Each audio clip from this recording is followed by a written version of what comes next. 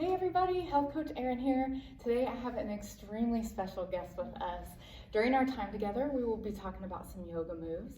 And with us today is my friend, certified yoga instructor, and current colleague, Sarah Montgomery. Sarah, thank you for being with us today. My pleasure. Yeah, so I'm just going to let you take the lead here. Sure. And you guide us from here on out. All right, sounds good. So like Erin said, I'm a certified yoga teacher. I got my 200-hour yoga teaching certification from the Own Place, which I'm repping. And she can link below. They have a lot of great resources too. If you're in the Kentucky, Lexington area, they have a studio in Winchester, Kentucky, and I love supporting them. With yoga, I definitely, my philosophy and perspective is should be functional. It shouldn't be too intimidating or difficult for people to access. So my goal with this video today is just to make yoga a little more accessible and think about some postures that you can use throughout your day. A lot of us sit at desks and our bodies are just not used to being that stationary or in that position, looking at cell phones, texting on or typing on computers. So hopefully you'll find some value in these movements that we can do together. And we'll just jump right in with a little flow. So if you'd like to do it with us, feel free. If you just want to watch for some inspiration, feel free to do that as well. So just finding a seat, you can either be cross-legged on the floor or in a chair. And we'll just take a moment to feel our feet. So making sure they're flat on the floor, maybe scooting up to the midpoint of your chair. And you can close the eyes. Hands can rest on the lap. And feel some lengthening from your hips all the way through the crown of your head. And we're just breathing here, in and out. Meditation is intimidating, but it's really important just to come into your body and into this space. So that's what some simple breath work at the beginning of a practice can be. So just taking a few breaths, inhaling and exhaling. We want to encourage some deeper inhales. So if you want to place a hand on the low belly, that diaphragm area right underneath the rib cage, you can use that as a physical reminder to inhale all the way to the belly and then exhale completely. Good. Going in and out through the nose. Take about 2 more breaths here.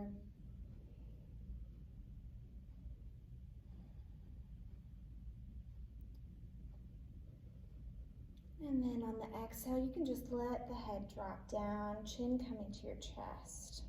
We're going to move from the top of the head down to the feet, and we'll just take some little gentle neck circles, so bringing the right ear to right shoulder, and just feeling a gentle stretch. Oh, that's nice. Yeah, on that left side, yeah.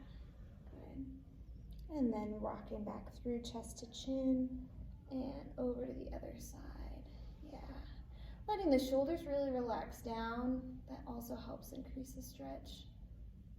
Good. Repeat. Inhale, back chin to chest, and then over to the other side.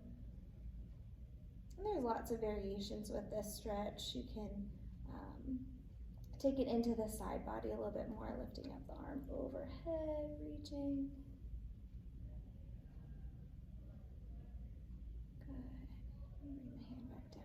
And also change the angle which the gaze is, and that kind of changes the stretch. Oh, it does. Yeah, in the neck.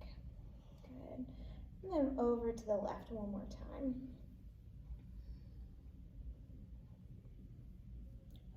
Yeah, go for it. Yeah, whatever you feel. You customize the stretch to fit your body, your needs. There's no right way. Just don't let that breath become tight. If you start feeling like you're holding your breath, that might be pushing a little too far. Chin to chest one more time. And then inhale, head comes up. Beautiful. Take a couple shoulder rolls. You can leave the hands on the knees, just up and back, really moving that shoulder blade, trying to free it from the muscles underneath. Good. And then bringing it forward, opposite direction.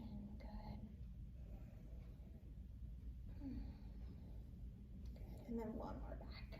Nice. Perfect. So keeping your hands on your knees, we're going to do a seated cat-cow stretch. So inhaling, letting the chest come through the arms, arching the back, looking up the ceiling. And then exhale, round through the stomach and tucking the chin in. Good. Inhale, repeat. Moving this with the breath. Yoga means union in Sanskrit, and that's all about the union, the connection between the body and the breath. This is really great flexion and extension of the spine. Our spine moves in 7 different directions, and these are 2 of the main ones. Also included are our lateral bending from side to side, an inversion, and all is for a healthy spine. Good. Inhale, come back to neutral. Feel that core kind of engage a little bit, so we've got a nice, solid, good posture. And we're going to focus a little bit on the hands. So we're going to inhale, extend your right hand forward, turn your fingers to the floor, and then just gently pull back on those fingers. So the elbows should be extended, but if you need to have a soft bend, feel free to do that. This is really stretching that carpal tunnel that we tend to abuse just because of the spaces that we're in. So it's good to give it a little bit of attention. And only go so far as you can. This can be a really intense stretch, so just be mindful of your breath. You really can feel that one. Yeah, that's a good one. For such a small move, that's yeah. And I recommend about 30 seconds maybe total. You can do this frequently throughout the day, and then good. And then just release your hands, maybe give it a little bit of a shake out. And then we're going to turn our fingertips forward and then also do the same, our fingertips towards the floor. And this is the counter stretch, if you will, stretching out the back of the wrist. A little less intense, but I feel that one too. Yeah. And it's really interesting. You might feel more comfortable in one pose over the other. So just know where your weak points are, where you feel a little more comfortable, where you can push yourself. Good. Inhale and release. Maybe give that a little bit of a shake out. And we'll do the other side. So extending the arm forward, turning the fingertips to the floor, and then just gently pulling back on the fingertips.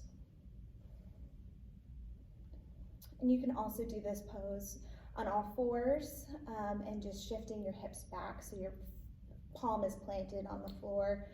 That's a little more intense, that you have a lot more control, not putting any of your body weight on it and just using your muscles in the opposite arm. But if you wanted to do this on the floor, you could definitely do that. Good. Inhale, release, and maybe give it a shake if you want to. And then we'll do the opposite, the counter stretch. So just gently pulling back on the hand.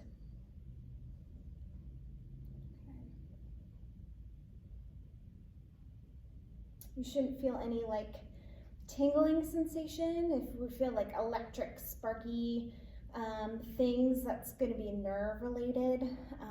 So if you feel any of that, just lessen your pull there. This all should be stretching the muscle and the ligaments, tendons. Good. Release. And give it a little bit of a shake. I like interlacing my fingers and making a little milkshake, is what I call it. So this just kind of moves through your wrist, the range of motion that you have there, and just relaxes in. Give your hand a shake out. Beautiful. That's nice. That's good, yeah. You feel kind of like a different person. You're giving some attention to your wrist there. Good. Okay, so then we're gonna move to the hips. This is a great pose to do in a chair. I'll see how much space I can take up. But you're basically going to make a figure 4. So crossing your right ankle over your left knee. It should be just above the left knee. And here might be enough. This might be really tight for some people. And you can just put maybe your right palm on that knee and just press down. You should feel a little stretch in the hip. If you want to go a little bit deeper, you can always fold forward, bending down, reaching for the 4. This is like a modified pigeon stretch, very popular yoga pose. Everyone wants to do pigeons, usually when I'm teaching a normal yoga class. So this is our modification that we can do in a chair. And this is just picture perfect for our offices, if that's our Right, work environment. right. This is You great. can do it in a cubicle, you can do it in a small space. I have tight hips. Yeah, this is a problem area, and I think it's just a result of a lot of sitting that our society tends to put us in. Sitting is the new smoking. Yeah. Inhale and slowly come up. Think about your core as you're inhaling and coming back into center. Good. You can relax down. And then just to kind of reset before we do the other side, you'll also find in traditional yoga classes, sometimes they'll throw a twist in before you do your next pigeon. So we're going to take our left hand, bring it to the left knee. Your right hand's going to go behind you like it's reaching into that left pocket, and just turn towards that side. Yeah. Shoulders are away from ears. We're sitting up nice and tall. We're using that left hand as a little bit of a lever to get deeper into the twist. And our feet are flat on the floor. Good. Inhale and unwind. Coming back to center. Beautiful. Taking the left foot, bringing it up and over onto the right. You might notice that you're tighter on this side or maybe a little looser on this side. Everybody is different. Taking that left hand and just pressing it down. Maybe this is as far as you go, and that's totally fine. You should feel it on the outside of that left hip. If you want to go deeper, you can always fold forward, maybe reaching down, letting the head relax. Coming into the breath.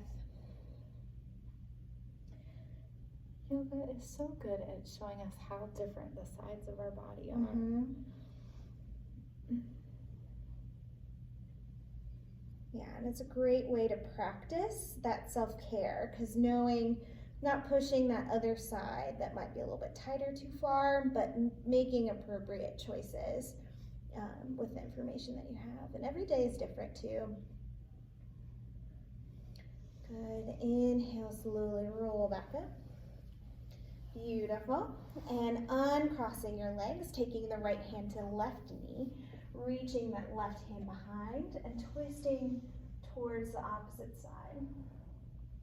Here I'm thinking about rooting down through the hips, lifting through the crown of the head, and then your gaze is just over towards that left shoulder. You can take this as deep or as light as you'd like.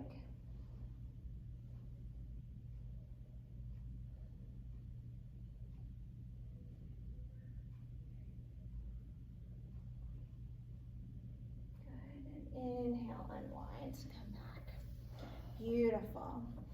So we're going to end our practice just by coming into our seat again, taking our hands to heart center, closing your eyes and feeling through the body. If you feel like you want to do more or need to revisit any of those poses, feel free to do so.